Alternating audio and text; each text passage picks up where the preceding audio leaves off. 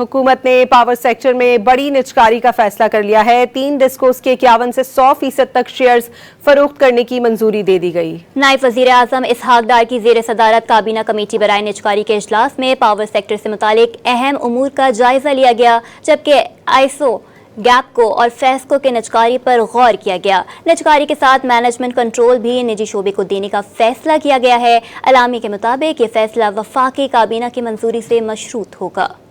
حکومت نے power sector میں بڑی نجکاری کا فیصلہ کر لیا ہے۔ 3 ڈسکوز کے 51 سے 100% تک شیئرز فروخت کرنے کی منظوری دے دی گئی۔ نائب وزیر اعظم اسحاق ڈار کی زیر صدارت کابینہ کمیٹی برائے نجکاری کے اجلاس میں پاور سیکٹر سے متعلق اہم امور کا جائزہ لیا گیا، جبکہ آئسو گیپکو اور فیسکو کے نجکاری پر غور کیا گیا۔ نجکاری کے ساتھ مینجمنٹ کنٹرول بھی نجی شعبے کو دینے کا فیصلہ کیا گیا ہے۔ اعلامیے کے مطابق یہ فیصلہ وفاقی کابینہ کی منظوری سے مشروط ہوگا۔